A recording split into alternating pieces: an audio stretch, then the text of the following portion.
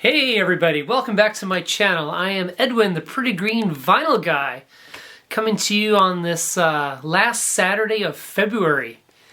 And I have one more vinyl update for this month. The shortest month of the year, and I have three updates so far. Incredible. So let's get started.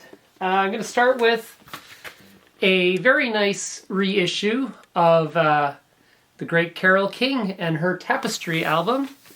I had a used copy of this that probably had seen better days, so this was a very nice pickup for me. Nice little gatefold.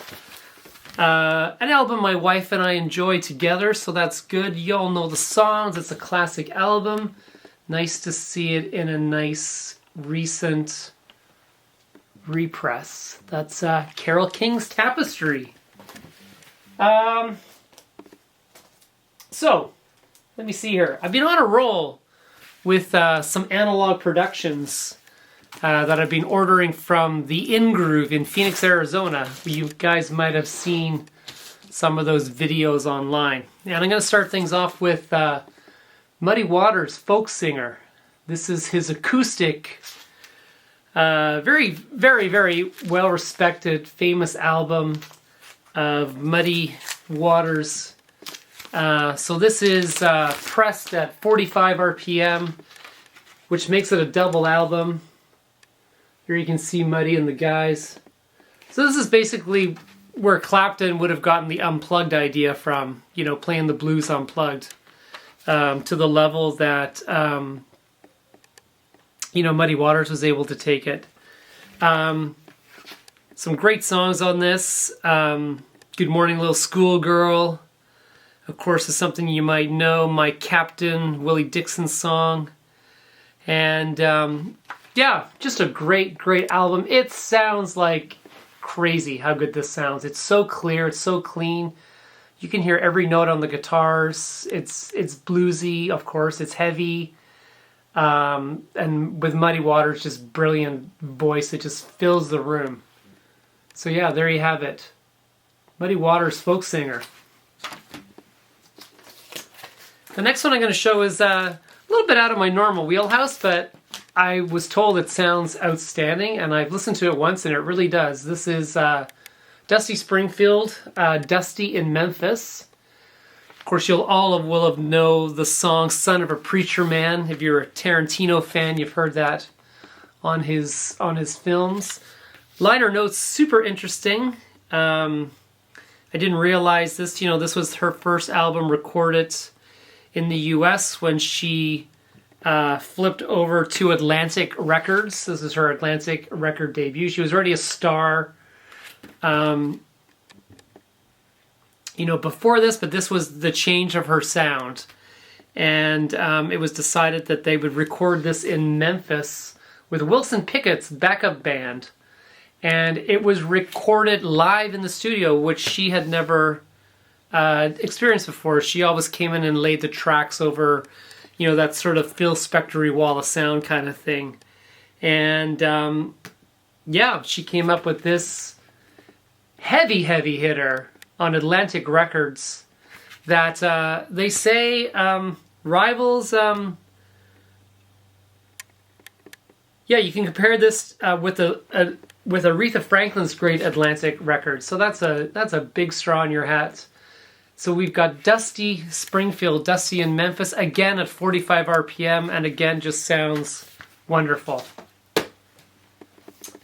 Next up, we have the great Stevie Ray Vaughan and his debut, Texas Flood, which I'm a big fan of this album. I really got into this album when it came out.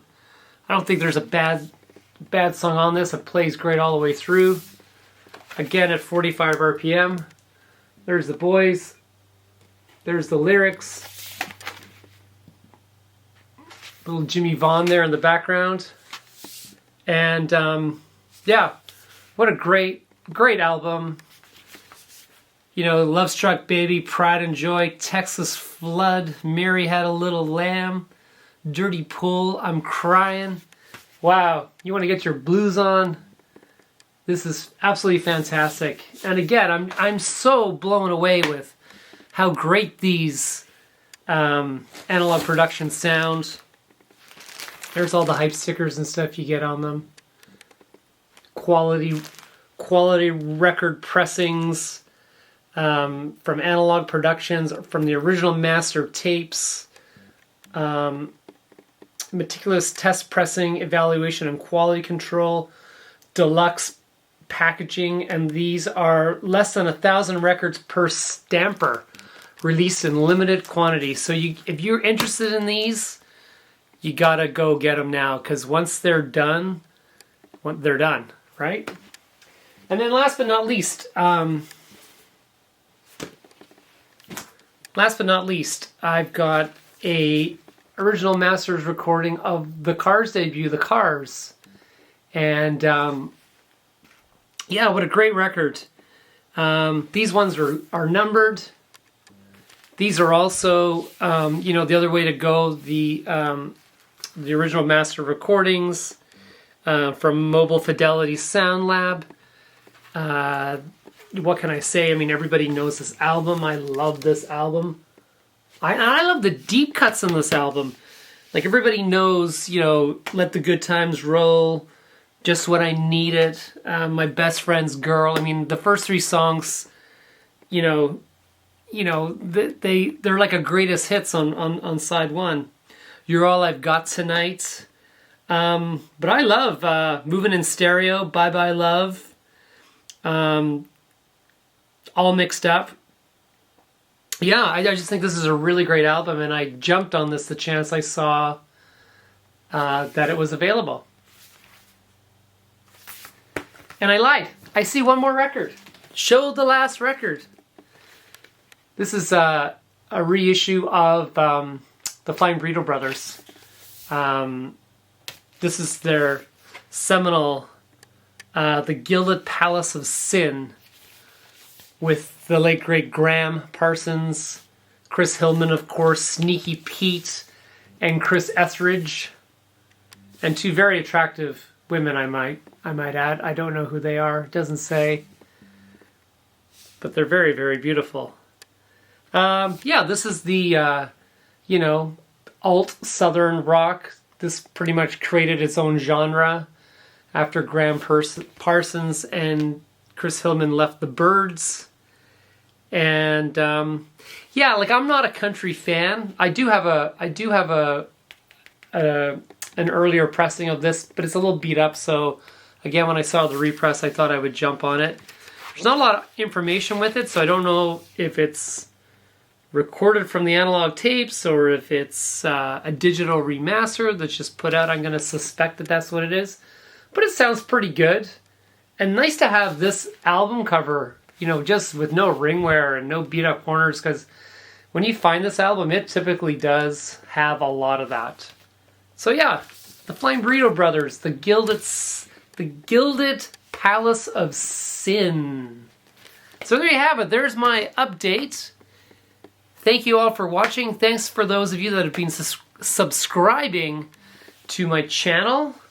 And have yourselves a great weekend. Peace, everybody.